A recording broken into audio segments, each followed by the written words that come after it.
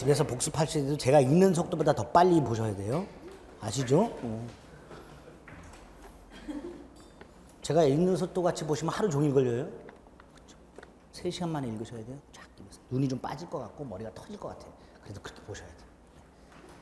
스피디하게 최대한. 10며칠 남았으니까 한숨 쉬지 마시고 이제 막판이라고 생각하고 쪼시란 말이지. 막판을 어떻게 쪼느냐에 따라서 20점, 30점이 왔다 갔다 합니다. 실제로. 우리 흔히 공부할 때 했던 초치기, 벼락치기 이거 하는 거예요. 그거 하는 거예요. 지금까지 어느 정도 강의 듣고 해왔기 때문에 한 40점대 나오면 그게 가능해요. 초치기나 벼락치기. 머리는 터질 것 같아도 충분합니다. 그렇게. 자, 물권적 청구는 우리 익히 봤던 것들이고요. 그 중에 이제 양가라 4번 다시 한번 확인하시면 되고요. 갑수, 토지, 을이 문안으로 건축한 경우 그 다시 한번 확인하시면 되고. 자, 공동소유 1번 지분 처분의 자유가 있다. 즉 다른 공유자 동의 없이 자유로이 처분할 수 있다. 그러나 다른 공유자 동의 없이는 공유물을 처분하거나 변경하지 못한다. 지분은 자유롭게 처분할 수 있지만 공유물 처분은 전원 동기를 요한다. 그 다음에 2번 제일 중요하죠. 관리는 공유자의 과반수가 아니라 지분 과반수.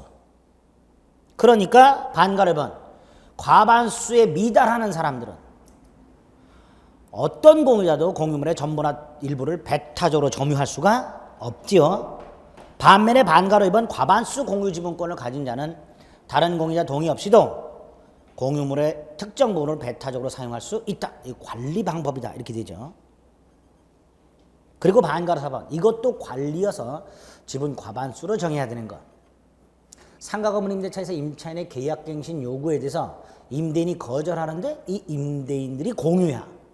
이럴 때 그 거절을 결정할 때도 관리 방법이기 때문에 지분 과반수로 4번 잘 나오죠. 이거. 3번 공유 합유물 보존 행위는 각자가 할 수 있지만 총유물은 총회 결의를 거쳐서 각자 할 수는 없고. 그래서 올해 기출지문 중에 비법인 사단의 재산, 총유물이죠. 이 총유물 보존 행위로서 소송을 제기할 때 각 구성원이 할 수 있다. X. 총회 결의를 거쳐서 구성원 전원 명의로 하거나 비법인 사단 명의로 해야지 구성원 각자가 할 수는 없다. 이렇게 됩니다. 그다음에 4번, 5번 갑을 공유 땅이 있는데 첫째, 제3자가 무단점유. 갑을은 각자가 공유물 전부만한 청구할 수 있다. 반면에 돈, 손해배상이나 부당이득은 지분 비율만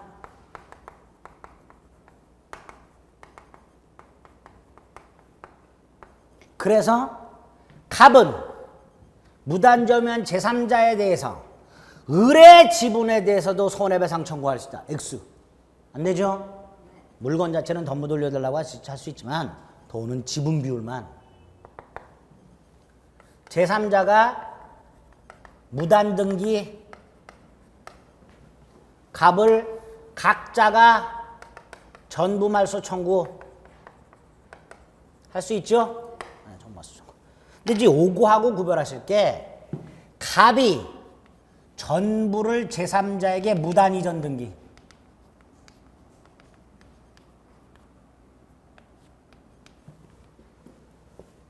갑이 제3자에게 무단으로 이전 등기 했을 때 을은 이 제3자를 상대로 전부 말소 청구 할 수 없다. 이때는.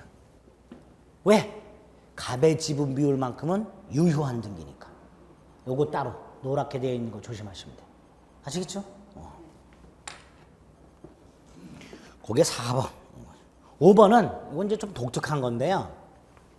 갑소유 땅에 무단 건물이 있어요. 무단 건물이 있는데 을병이 같이 지었어. 무단 건물인데 공유야. 당연히 갑은 을병을 상대로 철거 청구하겠죠. 이때 을병을 공동 피고로 해서 철거 청구해야 되는지 각각을 상대로 철거 청구할 수 있는지 우리 판례 각각을 상대로 할 수 있다. 왜? 요 두 놈은 한꺼번에 만나기가 어려워요. 요 놈은 필리핀 가 있고 요 놈은 연변 가 있어. 근데 요 놈이 도로 왔네? 그럼 요 놈 상대로 먼저. 그리고 연변 간 놈 도로면 그 놈 상대로 따로. 그러니까 각자를 상대로 철거 청구할 수 있다. 네. 제가 필리핀이나 연변을 비하하는 건 아닙니다. 가까이 갈 수 있는 곳인지 거기여서. 그럼 홍콩도 있고 자식아. 홍콩이나 무슨 마카오 이런 데 가면 괜히 도박의 냄새가 폴폴 나니까. 자, 6번은 지분의 탄력성 267조. 집합 건물에는 적용이 안 된다는 거. 분할의 자유가 있죠? 1인의 분할 청구가 있으면 공유자 전원이 분할 협의에 응해야 되고요. 2번 협의가 이루어지면 재판 분할은 절대로 안 되고요. 그 다음에 재판 분할은 현물 분할이 원칙이고 안 되면 대금 분할하죠. 근데 법원이 대금 분할한다는 건 목적물을 경매를 넣는다는 거예요. 근데 미등기 부동산에 대해서 경매가 신청이 되면 법원은 등기소에 보존 등기를 촉탁을 합니다. 경매법원이. 근데 그때 촉탁할 때 첨부되는 서류가 건축 허가서예요. 근데 건축 허가를 받지 못한 건물이라면 건축 허가서가 없으니까 법원이 등기소에 건축 허가서를 첨부해서 보존 등기를 촉탁할 수가 없죠. 그러니까 미등기 무허가 건물에 대해서는 경매를 통한 대금 분할은 할 수가 없다. 이렇게 되겠죠. 거기에 주의 판례 있는 거고요. 그 다음에 재판 분할은 대금 분할까지만 인정되고 가격 배상 자체는 인정 안 되고 가격 배상이 어디에 포함된다? 현물 분할에 포함된다 그랬어요. 그랬죠? 그리고 갑, 을병이 공유하던 땅에 갑이 분할을 원해서 분할 청구했는데 을병은 분할을 원하지 않아. 그럼 우리 판례 분할을 원하는 자의 지분만큼은 단독 소유권을 인정하고 얘네들은 여전히 뭘로 남는? 공유로 남는 분할도 허용된다. 단 분할을 원하는 자 얘만은 단독 소유권을 인정해야지.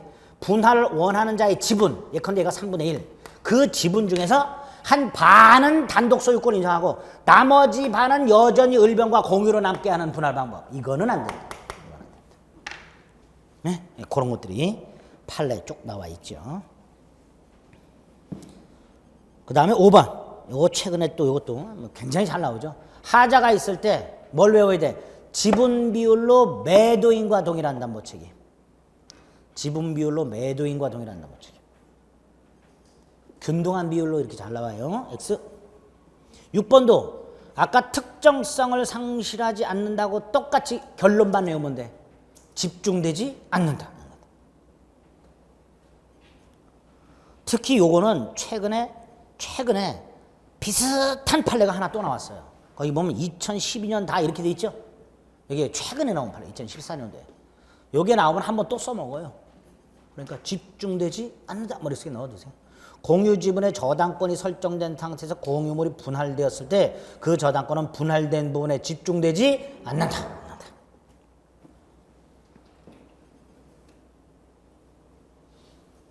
그 다음에 구분수의적 공유관계 아까 다시 원래 가불이 공유하던 땅이었어요. 근데 가불이 공유하던 땅을 야 이제 우리 단독으로 소유권 갖자. 그러면 그 방법이 뭐예요? 분할. 그렇죠? 분할하고 각각 분필 등기하면 되죠. 그런데 각각 분할하기로 약속을 하고 등기는 하지 아니한 채 가운데 담벼락을 딱 짚고 왼쪽은 갑이 단독으로 쓰기 시작했고 오른쪽은 을이 단독으로 쓰기 시작했어요. 이럴 때 우리 판례 얘네들이 분할에 따르는 분할 등기하지 않더라도 단독 소유권은 인정하지 않지만 구분 소유적 공유관계는 성립한다. 등기 없이도 뭐는 성립한다? 구분 소유적 공유관계는 성립한다. 거기 7번. 그 다음에 이런 구분 소유적 공유관계야. 그냥 공유는 여기 보세요. 그냥 공유는 분할을 통해서 해소하죠. 그러나 구분 소유적 공유관계는 분할로 해소하는 게 아니라 상호 명의 신탁 약정 해지 요거 가지고 해소한다 그랬어요. 틀린 지문들이 이렇게 나온 적이 있어요. 구분 소유적 공유관계를 해소하는 방법은 상호 명의 신탁 약정 해지를 원인으로 분할 청구에 의한다. X 이렇게도 나온 적이 있어요. 상호 명의 신탁 약정 해지를 원인으로 분필 절차를 밟아야지 분할 청구는 아닌 거예요. 아시겠죠? 네. 분필 절차를 밟아야지 분할 청구에서 분할할 수는 없다. 합의하고 총유는 읽어주시면 되는데요. 우리 익히 아는 것들. 4번, 5번 묶어서 조심하세요. 거기에 굵은 글씨로 뭐라고 돼 있어요? 합의 지분 포기라는 말이 있고 조합관계 탈퇴라는 말이 있죠. 각과 을이 합의관계에 터져 부동산을 합의하고 있다가 한 놈이 합의관계에서 탈퇴하거나 조합관계에서 탈퇴하거나 합의 지분을 포기하게 되면 이 둘 다 법률 행위예요. 그래서 뭐가 포인트다? 등기 필요하다라는 거. 그게 포인트. 그래서 4번은 등기하지 않는 한 여전히 합의 지분권을 갖고 있는 거고 조합관계일 탈퇴도 법률행위니까 등기해야 비로소 권리변동의 효력이 생긴다. 그래서 두 가지는 등기 필요하다는 거 거기에 초점을 맞춰서 머리에 넣어두시면 됩니다. 지상권, 타인 소유 토지의 건물, 공작물, 수목을 소유해서 그 토지를 사용수익하는 권리를 말하죠. 양도성이 절대적으로 보장된다 그랬습니다. 양가로 1번. 또 지상 물만 양도할 수도 있고 지상 권만 양도할 수도 있다 그랬어요. 물론 특별한 사정이 없는 한 지상물 양도 속에 지상권 양도가 포함되었다라고 봅니다. 근데 그럼 반대로 특별한 사정이 있으면 지상 물만 양도할 수도 있고 지상 권만 양도할 수도 있다 이렇게 되겠죠. 지료, 지상권은 유무상을 불문하되 지료를 지급하기로 약속하면 유상이 되는데 특히 지료 약정이 있을 때 등기까지 해야 제3자에 대한 관계에서 유상이 된다 그랬죠. 따라서 지료가 등기가 안 된 상태에서 보세요. 갑이 토지 소유자고 을이 지상권자인데 지료를 지급하기로 둘 사이 약정을 했지만 지료 지급이 등기가 안 돼 있다면 제3자에 대한 관계에서는 무상이니까 새로운 토지 소유자나 지상권 양수인에 대해서는 무상지상권에서 지료증감 청구도 있을 수 없고 이렇게 되겠죠. 등기가 안 돼 있다. 그 내용이 3번의 반가로 1, 반가로 2 이렇게 되죠. 3번 2년 지료연체하면 소멸 청구할 수 있는 특히 4번 지료연체가 토지 소유권 양도 전후에 걸쳐서 2년 연체했을 때는 토지 양수인의 관계에서만 즉 토지 양도 후 2년 연체해야 양수인은 지상권 소멸을 청구할 수 있다. 후만. 이거하고 구별하실 게 법정지상권. 법정상권은 유상이어서 지료지급 의무가 생기는데 지료지급 의무가 생겼다 하더라도 지급해야 될 지료는 나중에 결정이 된다 그랬죠. 지상권이 성립되었을 때는 결정이 안 돼요. 일단 지상권이 성립하고 난 다음에 토지 소유자와 법정상권자가 만나서 협의로 결정을 하거나 협의가 안 되면 법원이 지료를 결정한다 그랬어요. 그렇죠? 그러니까 결정 전까지는 지료연체라는 게 있을 수가 없지만 일단 지료가 결정이 되면 결정 효과는 소급하니까 결정이 되었을 때는 2년 연체를 따질 때 결정 후만을 따지는 게 아니라 결정 후 전. 이것도 올해 기출지문.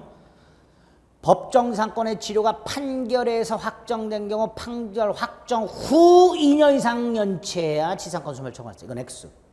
전 후 2년 연체. 조심하셔야 되죠.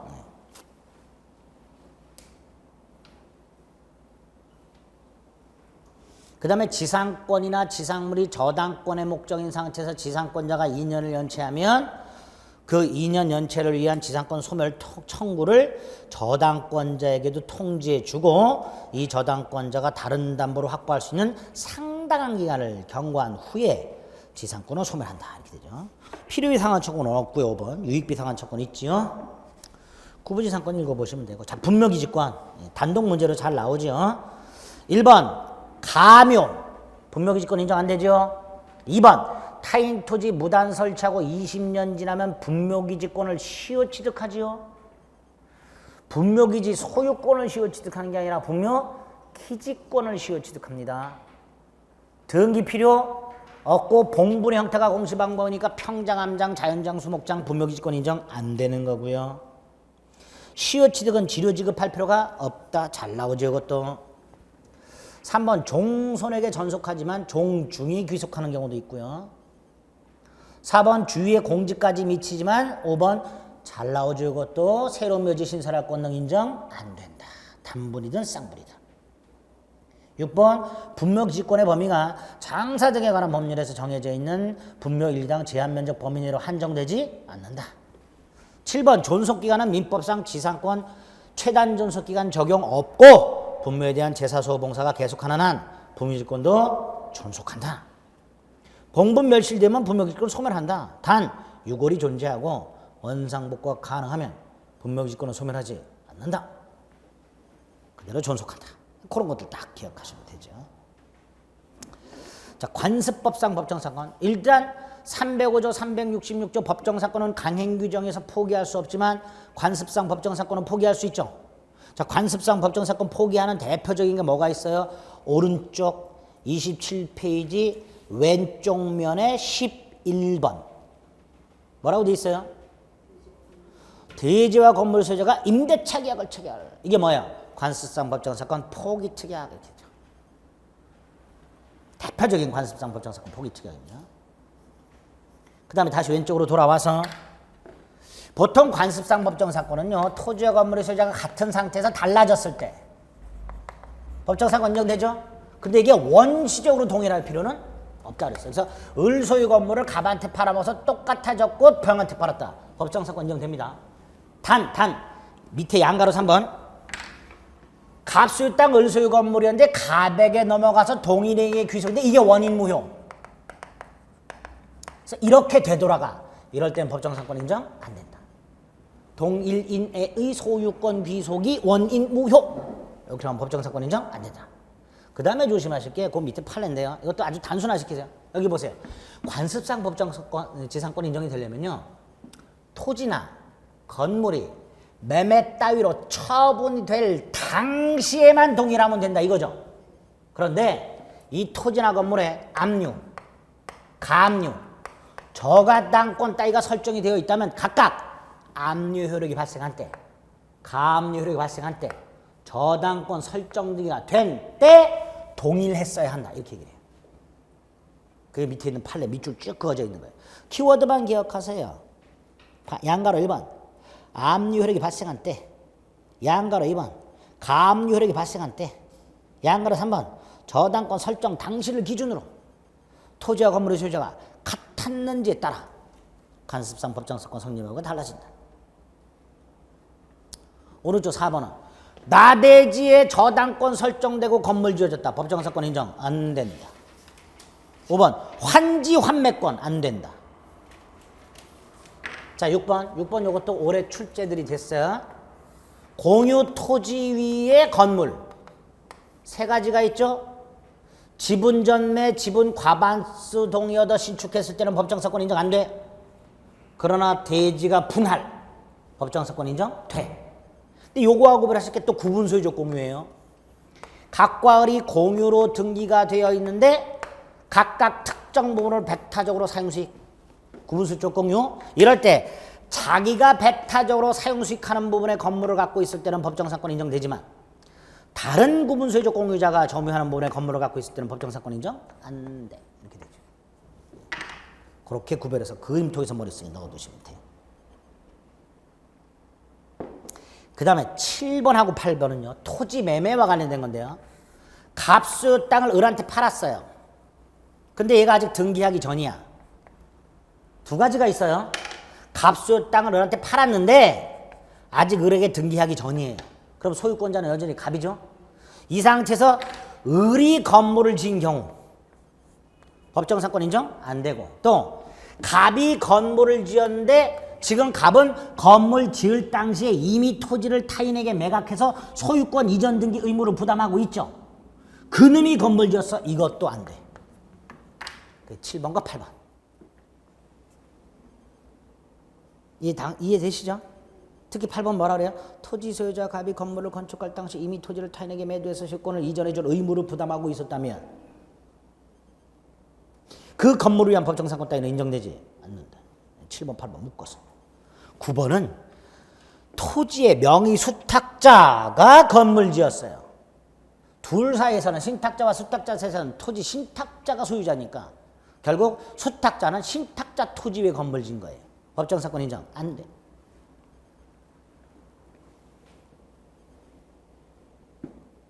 10번은 아까 4번하고 똑같죠. 나대지에 담보가등기가 되고 건물 신축. 법정사건 인정 안 돼. 다만 4번이든 10번이든 저당권이든 나대지 담보가등기든 나대지에 설정이 됐는데 그 당시에 건물이 건축 중. 그건 뒤에서 나와요. 그때는 예외적으로 인정? 된다. 건축 중 그러면. 12번은 사례로 조심하셔야 돼요. A 소유 토지 위에 A 소유 건물이 있고 건물을 B한테 팔아요. 특별한 사정이 없는 한 B는 건물 소유권을 취득하면 등기 없이 법정 지상권을 취득을 해요. 이 상태에서 토지 소유자가 바뀌었을 때 B는 새로운 토지 소유자에게 등기 없이도 지상권을 주장할 수 있다. 이거 하나 하고 건물을 팔았다. 그럼 요놈 법정 지상권이 붙은 건물의 양수인이죠. 건물도 이전 등기해야 되고 지상권도 이전 등기해야 된다. 건물만 이전 등기했다면 아직 지상권은 취득하지 못했다. 단 건물 양도 속에 지상권 양도가 포함됐으니까 C는 이렇게 지상권 이전 등기 청구할 수 있고 B는 이렇게 설정 등기 청구할 수 있으니까 C는 B를 대위하여 설정 등기 청구할 수 있고 A 토지 소유자는 결국 지상권 의무자, 지상권을 설정해줄 의무자니까 지상권을 설정해줄 의무자가 장차 지상권을 취득할 수 있는 지위에 있는 자를 상대로 철거를 청구할 수는 없고 단 얘는 지상권자는 아니니까 아직 지상권자는 아니니까 토지 소유자에게 지료를 지급할 필요는 없지만 지료 상당의 부당이득은 반환해라.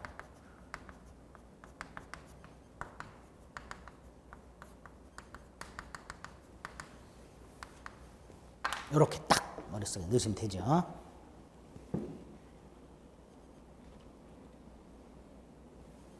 그게 1, 2, 3, 4 이렇게 쭉 나와 있습니다. 지역권은 뭐 1번, 2번, 3번은 이렇게 아시는 거고. 자, 4번. 중요하죠. 지역권은 요역지 소유권에 부정하여 이전하며 따라서 요역지 소유권이 이전되면 지역권은 등기할 필요 없이 이전. 다만 임의 규정. 오른쪽 5번 이건 강행 규정. 요역지와 분리하여 처분할 수 없고 요역지와 분리하여 다른 권리의 목적으로 할 수 없다. 6번은 이 6번은 전제가 뭐예요? 공유자 중 1인이 지역권 취득하면 다른 공유자도 지역권 취득의 불가분성. 지역권 취득의 불가분성이 있고 소멸의 불가분성은 없어요. 그러니까 공유자 중 1인이 자신의 지역권에 대해서 자신의 지분에 가서 지역권을 소멸하게 하지 못한다. 이렇게 그렇게 연결이 되는 거예요. 그다음 7번, 8번은 키워드로 기억하자. 취득기간 중단과 소멸시효 중단. 요거는 어느 일인에 대한 지역권 취득기간의 중단은 모든 공유자에 대한 사유가 아니면 중단의 효력이 없다. 이렇게 되는 거고요. 요거는 어느 일인이 소멸시효를 중단시키면 다른 공유자를 위해서도 중단의 효력이 있다. 취득기간과 소멸시효 기간. 9번 지역권 취득 중에서 시효 취득. 계속되고 표현된 지역권 시효 취득할 수 있죠. 특히 통행지역권은 뭘 개설해? 통로 개설. 10번 아까 봤던 거 물권적 청권 인정되지만 반환 청권 인정 안 되는 거. 12번은 위기. 지역권자와 승역지 소유자가 약정을 통해서 승역지 소유자가 특별한 의무, 적극적 의무를 부담할 수 있는 그 의무를 벗어나는 방법. 위기. 위기는 아까 법률행위라고 그랬어요. 따라서 세 번째 줄. 승역지 소유자는 지역권에 필요한 부분의 토지 소유권을 위기에서 부담을 면할 수 있는데 등기해야 한다. 등기해야 돼. 소유권 이전 등기 해줘야 되지요. 13번은 공작물 공동사용을. 승역지 소유자가 공작물을 사용해서 이익을 얻으면 그 이익을 받은 정도의 비율로 비용을 분담하라. 뭐 이런 것들이 주문만 나오니까 눈도장 찍으시면 됩니다. 전세금을 지급하고 전세권 등기하고 그러면 취득하게 되는 용익물권이면서 앤드 무슨 물권? 담보물권. 반드시 전세금 줘야 된다 그랬어요. 전세금 불지급 특약은 무효. 단 현실적으로 주고받을 필요는 없다. 이렇게 되죠. 이때 안 그러면 전세금은 어떤 기능이 있다? 손해배상. 따라서 나중에 설정자는 뭐만 충당해야 돼요? 손해배상만 충당해야죠. 손해배상 이외의 채권까지 갖고 있어 설정자가. 설정자가 전세권자에게 나중에 받아놓은 전세금에서 손해배상을 깔 수는 있지만 손해배상 채권 이외의 채권을 깔 수는 없죠. 그러니까 전세금 반환 채권에 대해서 물상대위권 행사한 전세권 저당권자가 설정자한테 와서 전세금 돌려달라 그럴 때 설정자가 손해배상 1,000만 원 까고 별도로 내가 전세권자에게 빌려준 채권도 깐다 이렇게 말할 수는 없다. 손해배상 채권 이외의 채권을 상계로 대항할 수는 없다. 이렇게 되죠. 3번 목적물의 인도는 전세권의 요건이 아니기 때문에 설령 목적 부동산을 인도하지 않았다 하더라도 전세권의 효력을 부인할 수는 없다. 이렇게 됩니다.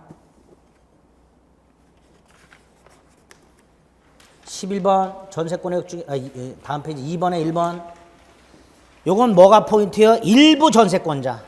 전세권의 목적이 일부 이렇게 돼 있죠. 일부 전세권자는 나머지 부분을 경매 신청할 수는 없다. 경매 대가로부터 우선 면제 받을 수는 있다. 자주 등장하는 지문이고요. 2번 존속기간은 외워야 될 것들이죠. 쭉 외우시되 특히 건물 전세권의 법정갱신 4번, 5번, 특히 5번 건물 전세권의 법정갱신은 법률 규정에 의한 갱신이니까 갱신에 따른 변경 등기할 필요 없이 설정자나 목적물의 신소유자에게 자신의 갱신된 권리를 주장할 수 있다. 6번 전세권에는요. 부속물 매수 청구권만 있지 지상권자와 같은 갱신 청구권 및 지상물 매수 청구권이 없어요. 없는데 우리 판례가 토지 전세권자에게 지상물 매수 청구권은 인정을 합니다. 토지 전세권자에게 뭐를 인정해 준다고요? 지상물 매수 청구권. 양가라 3번 목적물에 대한 현상 유지는 전세권자가 해야 돼요. 임대차와 반대죠. 임대차는 임대인이 현상 유지 수선 의무가 있는 반면에 전세권은 전세권자가. 그래서 전세권자도 지상권자와 마찬가지로 필요비 상환 청구권이라는 게 없죠. 4번 간단한 거예요. 갑소유 땅에 전세권자가 있어요. 소유자가 바뀌어요. 물권입니다. 새로운 소유자가 전세권 주장해요. 그러니까 전세금 반환 의무도 누구한테? 시인, 소유자에게 당연히 승계되고 전 소유자는 전세금 반환 의무를 면한다. 이렇게 되겠죠. 물권이기 때문에. 5번은 전세권을 갖고 있는 사람. 예컨대 갑소유 토지에 전세권자 을이 있어요. 근데 얘는 채권도 갖고 있는 거예요. 갑에 대해서. 무슨 채권? 전세금 반환 채권. 담보물권과 피담보 채권의 관계이기 때문에 불리양도 못하는 게 원칙이에요. 단, 이 채권만 예외적으로 불리양도 할 수 있는 경우가 두 가지. 전세권 존속기한이 만료된 경우하고 전세권 존속 중 조건부 채권으로 양도하는 거. 특히 전세권 존속 중 조건부에서 조건부자가 빠지면 틀린 지문이에요. 전세권 존속 중 이렇게 나왔어. 전세권 존속 중이라도 전세금 반환 채권만을 양도할 수 있다. X. 조건부 채권을 양도할 수 있다고 해야 돼.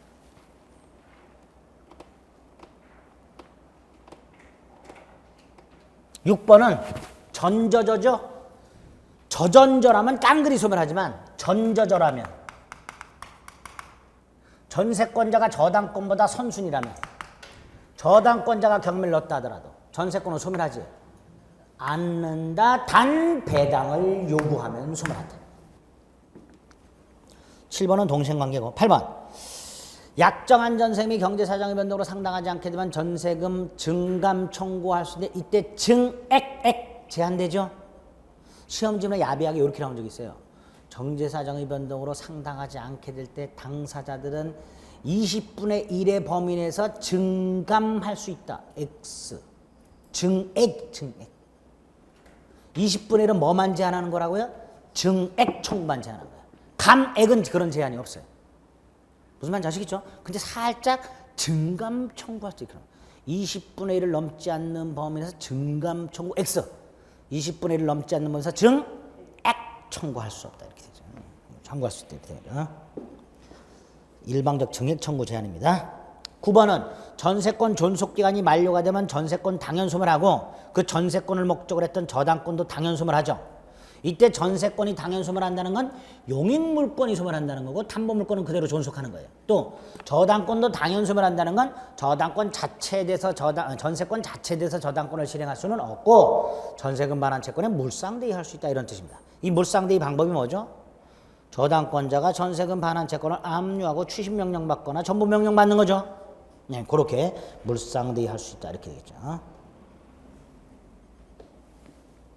오른쪽 11번 전세권 존속기한이 만료가 되면 전세권자는 부속물 수거해서 부동산을 원상에 회복해서 돌려줘야 되는데 이때 설정자가 매수 청구할 수 있고 전세권자도 부속물 매수를 청구할 수 있는데 단 설정자의 부속물 매수권은 별다른 제한이 없는 반면에 전세권자의 부속물 매수권은 두 가지만 설정자 동의받아 부속시킨 거하고 설정자로부터 매수한 거하고 두 가지만 12번은 304조 갑소유 땅의 을소유 건물 즉 타인 소유 토지 위에 전세권 설정 이때 건물 소유자가 땅에 대해서 지상권 임차권을 갖고 있다면 이 전세권은 지상권 또는 임차권에도 효력이 미친다. 304조 1항 그래서 전세권 설정자는 전세권자 동의 없이는 지상권 또는 임차권을 소멸하게 하지 못한다. 304조 1항 2항 다만 얘가 지상권자인데 2년 이상 지료를 연체했어. 그럼 얘는 소멸 청구할 수 있죠? 그럼 소멸해야죠?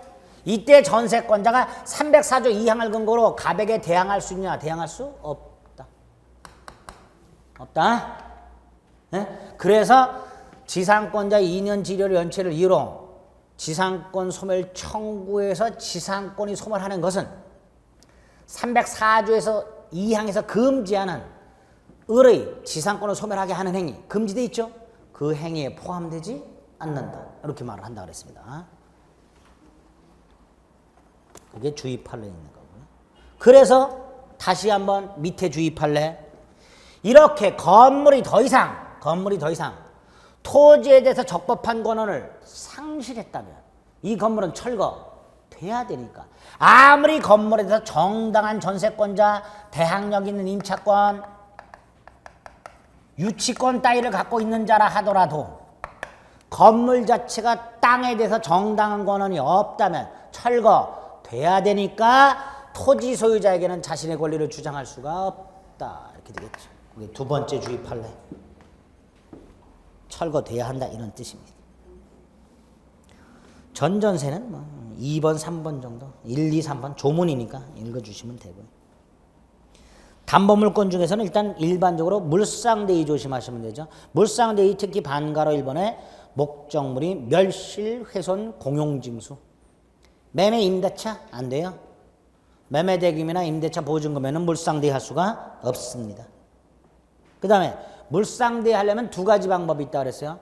보상금 따위를 압류하고 추심이나 전부명령을 받거나 배당 요구하는 방법. 그랬죠? 근데 그 압류는 꼭 저당권자가 할 필요가 없다. 배당 요구는 언제까지 해라? 배당 요구 종기까지. 그 다음에 4번. 보상금 따위는 지급되기 전까지는 물상대위 할 수 있죠? 근데 이 보상금 채권이 제3자에게 넘어갔어.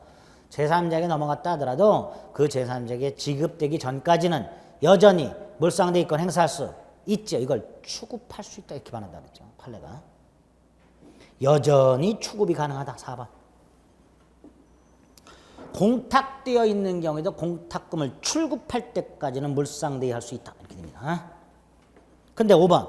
물상대위권 행사 안 했어요. 6번. 안 했어. 저당권자가 눈만 멀뚱멀뚱 뜨고 가만히 있어서 그래서 다른 사람들이 받아갔어. 이 받아간 사람을 둘로 나눕니다. 반가로 5번. 다른 채권자가 받아갔어. 이 다른 채권자한테 저당권자가 내가 물상대위권을 행사했다면 내가 우선한다. 너는 부당이득이다. 돌려달라. 못합니다. 그러나 6번. 채무자나 제3취득자가 받아갔을 때는 이 채무자나 제3취득자를 상대로 부당이득 반환 청구할 수 있다. 5번, 6번 나눠서 기억하세요.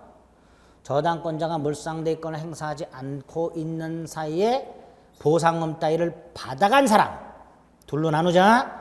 다른 채권자가 받아갔냐? 5번. 6번 채무자나 제3취득자가 받아갔냐에 따라서 부당이득 반환 청구 여부가 달라진다.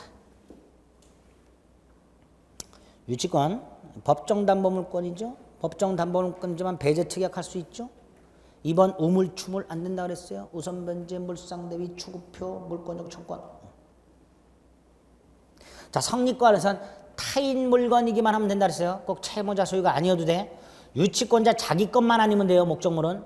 그러니까 수급인의 재료와 노력으로 신축한 건물은 수급인이 원시 취득했으므로 수급인은 자신 소유 건물을 유치할 수가 없다. 이렇게 되겠죠.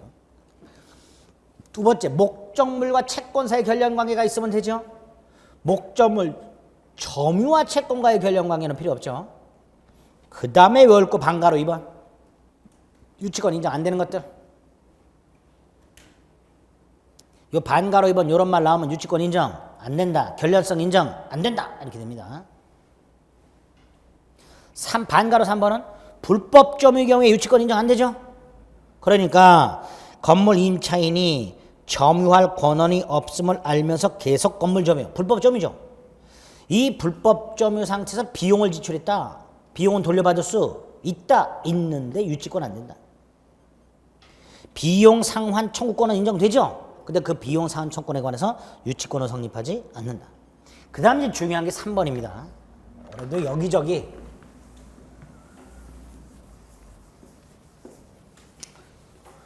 원래 유치권자는 누구에 대해서도 유치권을 주장할 수 있어요. 경락인에게도 주장할 수 있고요. 그게 압류됐을 때 집행관이 왔을 때도 집행관한테도 못 주할 수가 있어요. 그런데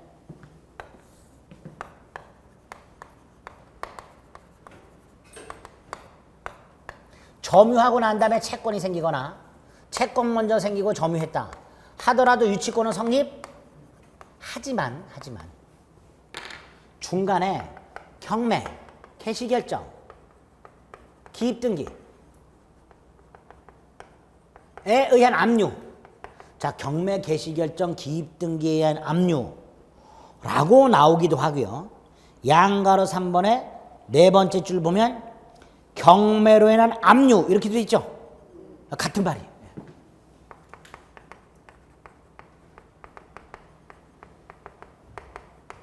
보세요. 이런 압류 후 유치권이 성립이 되었을 때는 압류 후 유치권이 성립해요. 유치권은 성립해요. 경락인에게 유치권을 주장할 수 없다. 그런데 이 전에 요거 전에 성립했을 때는 당연히 매수인에게 유치권 주장할 수 있다. 그렇게 나누세요. 근데 이때 압류는 경매로 인한 압류만을 말합니다. 체납 처분 압류는 아니에요. 따라서 체납 처분 압류 후 유치권이 성립됐다. 이럴 때는 매수인에게 대항할 수 있다. 이렇게 됩니다. 체납 처분 압류는 아니에요. 오른쪽 위에 세 번째 줄. 경매로 인한 압류여야 돼. 경매로 인한 압류. 4번 유치권자가 직접 점유하든 간접 점유하든 괜찮지만 채무자가 직접 점유하고 유치권자가 간접 점유 이거 안 된다 그랬어요. 5번은 불가분성 말하는 거고요. 변직이 도래해야 돼요. 6번. 자, 8번. 이게 아까 이거예요. 건물이 여기 보세요. 땅에 대해서 정당한 권한이 없어. 그럼 철거해야 되죠.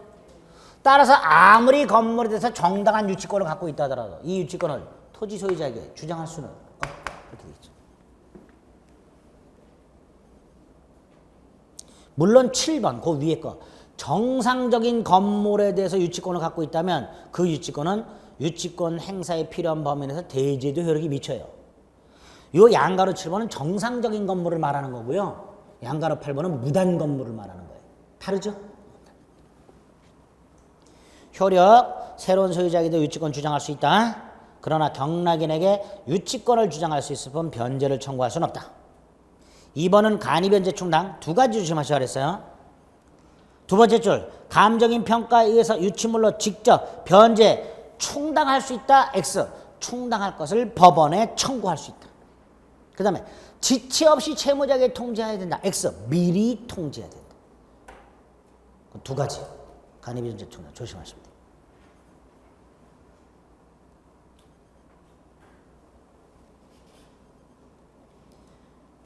판례.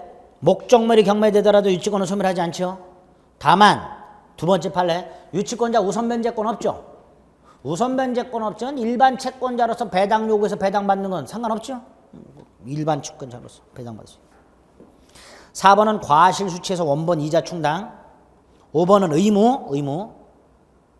특히 채무자 승낙 없이는 유치물로 사용되어 담보 제공 못해요. 근데 의무 위반이 있다 해서 당연히 유치권을 소멸하는 게 아니고 별도로 뭐 해야 된다? 유치권 소멸 청구의 의사표시해야 된다.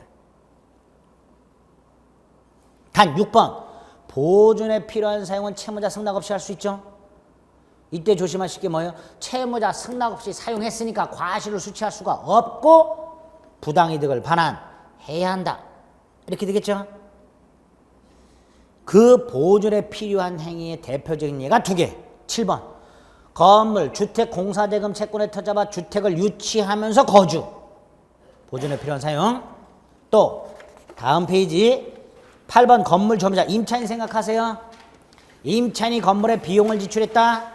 그 비용 상환처권에 터잡아 유치권을 행사하면서 계속해서 사용. 둘 다 보존에 필요한 사용이고 채무자 승낙을 받을 필요가 없고 다만 채무자 승낙 없이 사용했으니까 사용이익은 부당이득으로 반환하라. 이렇게 됩니다.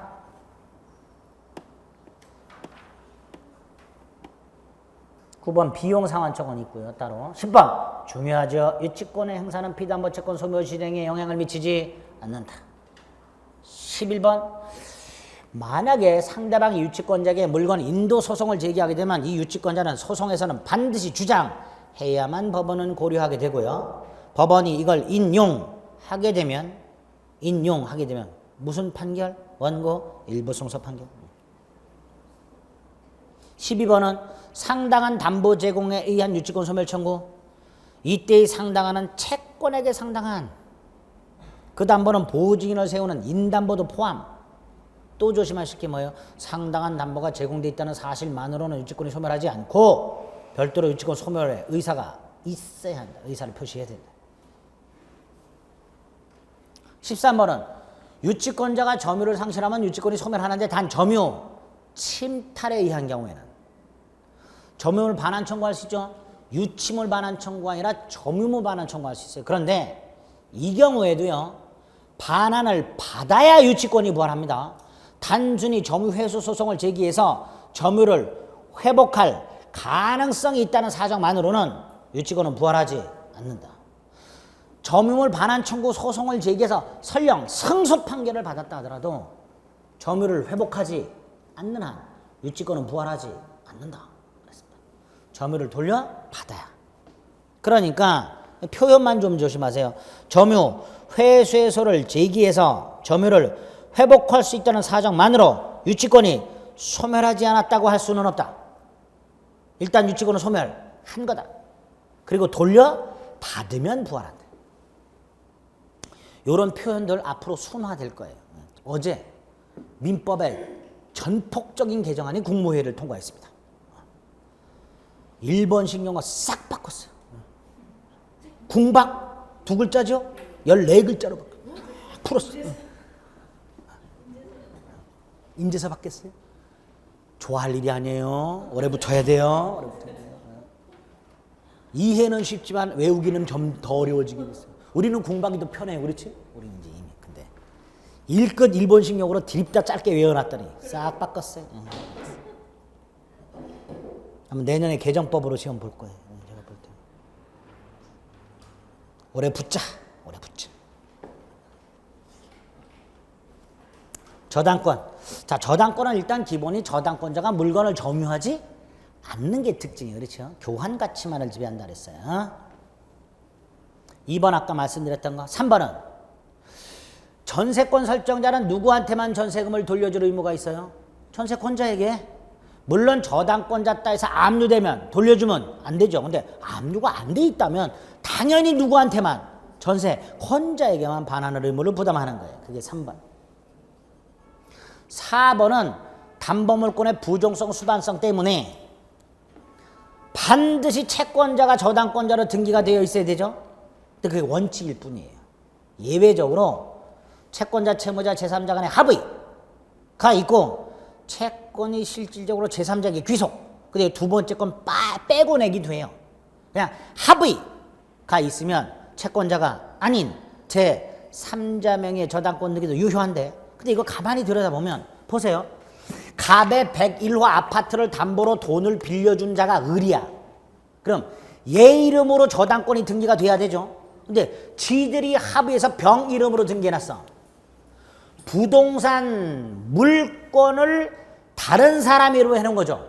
이거 부동산 실권리자 명의 등기에 관한 법률에서 금지가 되죠. 근데 우리 판례 이거는 부동산 실권리자 명의 등기에 관한 법률에서 금지하는 명의상 약정에 해당하지 않는다. 담보 목적의 경우에는. 예? 예? 예. 그게 4번. 마지막에 있죠. 제3자 명의로 부동산에 관한 권리인 저당권을 설정해 주기로 하는 합의는 부시법에서 금지하는 명의상 약정에 해당하지 않는다. 담보 목적의 경우에는. 예. 저당권 해력 양가로 보면 피담보 채권의 범위 위약금, 특약 플러스 등기가 있어야 되고 지연배상은 원본의 임기를 경과한 후 1년분. 이때 조심하실 게 그 판례죠. 이 1년의 의미가 뭐예요? 저당권자가 후순위 권리자와 같은 제3자에 대한 관계에서 1년분만 우선 변제 받을 수 있다는 제한을 가한 것일 뿐 채무자나 설정자가 저당권자에게 1년분만 갚겠다라고 주장할 수 있다는 것은 아니다. 그렇죠? 그런 의미로 되어 있어요. 이해는 그렇게 하고 표현은 이렇게 외우세요. 이해한 거하고 암기가 다르다 그랬어요. 암기는 이렇게. 그 다음에 부합물 종물 저당권 해력 미치죠. 그래서 반가로 2번 기존 건물에 부합된 증축 부분 설령 경매 목적물로 평가되지 않았다 하더라도 경락인의 소유권을 취득하는 반면에 3번 토지 저당권이 설정된 토지 위에 건물인데 이게 독립한 건물이야. 근데 경매법원이 토지 부합물로 착각하고 경락허가 결정했어. 무효. 경락인의 소유권 취득할 수 없다. 2번, 3번.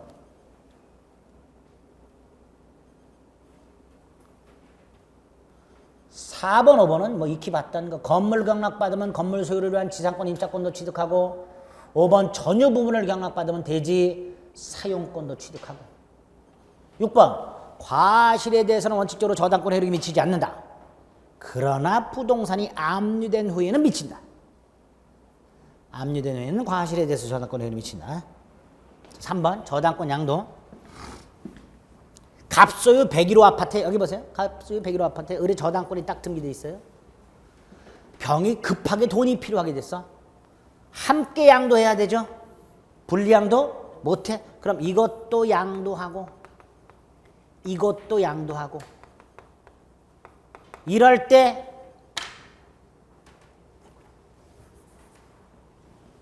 병 채권 양도 받았다는 건 통지해야 되죠. 알려줘야 돼요. 근데 통지한 것만으로 저당권을 취득할 수는 없어요. 저당권은 따로 무슨 등기? 부기 등기로 이전 등기. 올해 시험 지문 중에 이런 게 있어요.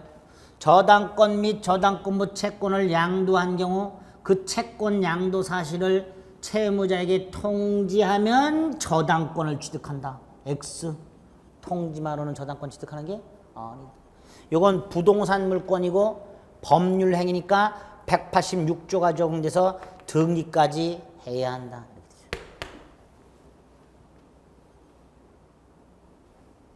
이때 이 저당권 및 저당권부 채권을 넘겨주기로 하는 합의는 양도인과 양수인 사이만 있으면 되죠.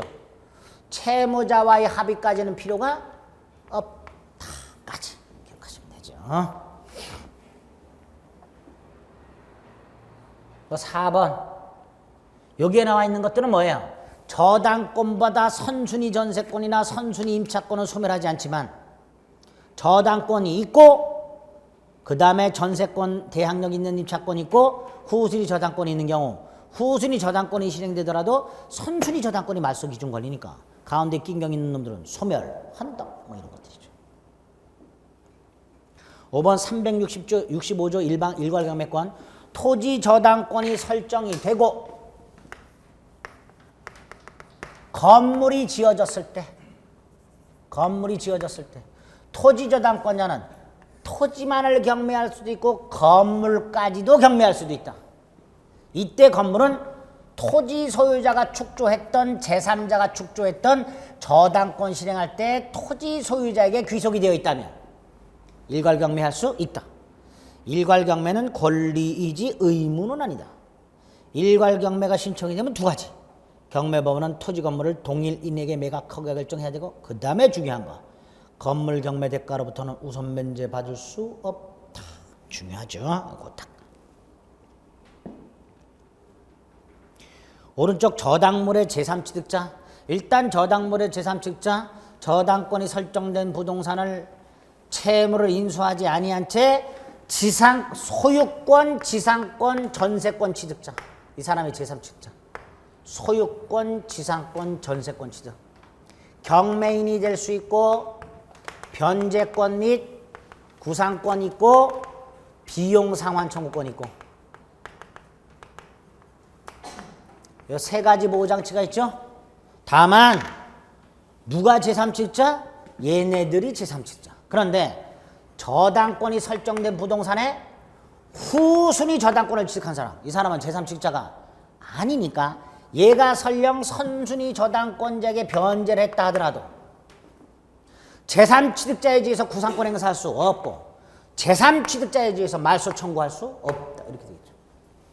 변제는 변론을 하더라도 얘는 제3취득자가 아니다.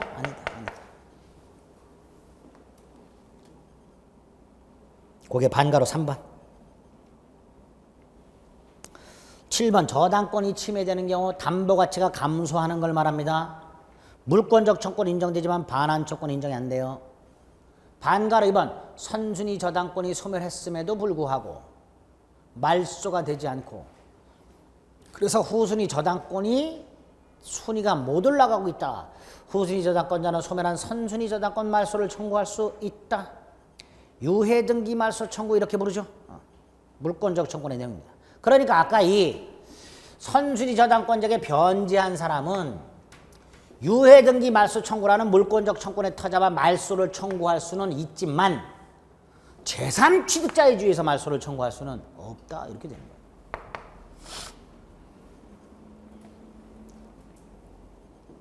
3번 저당권 침해에 대한 손해배상 청권. 일단 손해배상 청권 인정이 되려면 침해자의 고의과실이 있고 저당권자의 손해가 있어야 돼요. 저당권자의 손해라는 건 잔존가치가 채권을 만족시킬 수 없는 상태를 말합니다. 이런 상태라면 저당권 실행 전에도 손해배상 청구할 수 있고요. 4번하고 6번은 침해자를 주목하자. 4번은 침해자가 채무자, 즉시 변제 청구. 6번은 침해자가 설정자, 담보물 보충 청구. 따라서 4번과 관련해서 물상 보증인이 침해한 경우 즉시 변제 청구할 수 있다. 그럼 X. 즉시 변제 청구는 딱 침해자가 누구? 채무자만. 7번 담보물 보충 청구권을 행사한 경우에는 즉시 변제 청구권이나 손해배상 따위를 청구할 수는 없다. 8번은 최근 트렌드라 그랬어요. 네? 나대지를 담보로 돈을 빌려주는 금감은 뭐도 설정한다. 지상권도 설정한다. 이거 담보 목적이라 그랬죠. 두 가지 조심하세요. 돈 갚으면 저당권만 소멸하는 게 아니라 뭐도 소멸한다. 지상권도 소멸한다. 또 하나가 그 토지를 제3자가 무단으로 점유했을 때 지상권 침해가 된 게 아니에요. 왜? 이 지상권은 그 토지 사용 목적이 전혀 없는 담보 목적이야. 그러니까 담보 목적 지상권이 설정이 돼서 제3자가 토지를 침해한다 하더라도 지상권자는 그 제3자를 상대로 지상권 침해를 이유로 하는 손해배상 따위를 청구할 수가 없다. 이렇게 되겠죠. 8번은 갑소유 땅에 갑소유 101호의 저당권을 갖고 있는 을이 있었어요. 갚았어요, 돈을. 그럼 채권 소멸하죠. 저당권 소멸하죠. 말소가 안 되고 있어. 그걸 을의 채권자가 봤어. 그럼 의뢰채권자는 무슨 생각을 할까요? 받을 돈 있나 보다. 그래서 법원에 압류 및 전부 명령을 신청해서 받아줬어요, 법원에. 그래서 부기등기가 됐어. 그래도 얘는 저당권을 취득할 수가 없다. 등기인 공신력 인정 안 되니까. 제3자 보호장치도 없고 하니까. 그게 8번.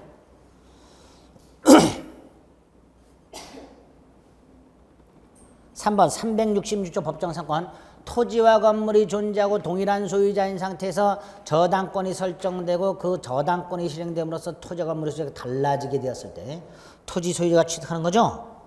1번 강행 규정이에요. 배제 특약한데요. 2번 토지의 저당권 설정 당시 건물이 건축이 되기 전이에요. 법정상권 인정 안 돼요. 3번 토지의 저당권이 설정된 때 건물이 건축 중이었어요. 이때는 법정상권 인정 돼요. 4번은 좀 두 가지를 구별하셔야 되죠.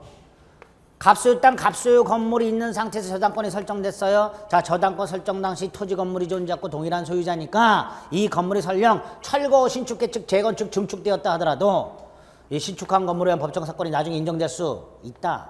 단 공동저당이 설정이 된 상태에서 철거, 신축됐을 때는 법정사건 인정 안 된다. 오른쪽 맨 위에 토지 및 지상 건물에 공동저당이 설정된 후 건물이 철거되고 건축되었을 때는 법정상권 인정 안 된다. 그다음 5번 여기 보세요. 갑소유 땅, 갑소유 건물인데 갑이 건물만 팔았어요. 건물만 팔았고 등기를 안 했어. 그럼 소유자가 누구예요? 여전히 갑이죠. 이 상태에서 설정된 저당권 설정 당시 동일하죠. 그러니까 이게 경매에서 병에 넘어갔다. 법정사건 인정?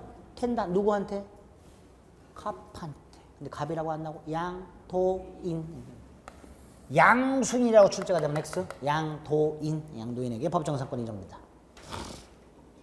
6번은 그냥 키워드로 건물을 땅과 함께 매수했으나 땅만 등기 법정사건 인정 안 돼. 7번은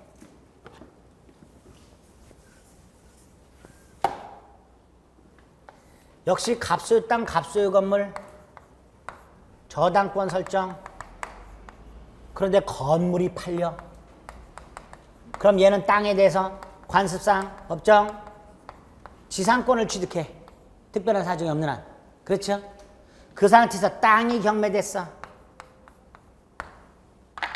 얘 법정 지상권 소멸하면서 366조 법정 지상권을 새롭게 취득. 네? 네? 이건 소멸하면서 새롭게 취득. 이거 사례 형태로 시험 문제.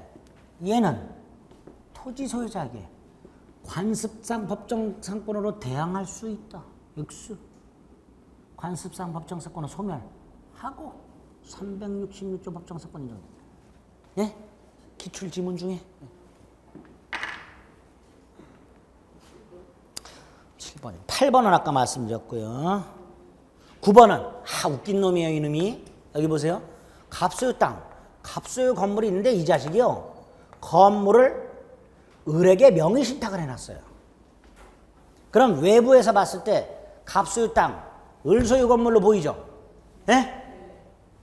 그리고 요놈이 땅을 팔아요. 팔면서 아무 말을 안 하고 팔았어요. 그럼 병은 당연히 갑소유 땅, 을 소유 건물이라는 상태에서 땅만 샀으니까 이건 법정사건 인정 안 되겠지 이렇게 생각하고 있어서. 근데 며칠 있다가 갑이 찾아오더니 이거 원래 내 거걸랑 따라서 나는 법정사건 인정되걸랑 이렇게 주장했어. 팔래. 개풀 뜯어먹는 소리 하지 마라. 예? 그게 9번. 건물 등기부상 소유명의를 타인에게 신탁한 경우에 신탁자는 제3자에게 건물이 자기 소유임을 주장할 수 없고 따라서 건물과 부지가 동일한 소유자임을 전제하는 법정상권 취득할 수 없다. 됐지요? 네, 여기까지. 나머지 특수저당권 2개 머리 아프죠? 조금 쉬었다 보겠습니다.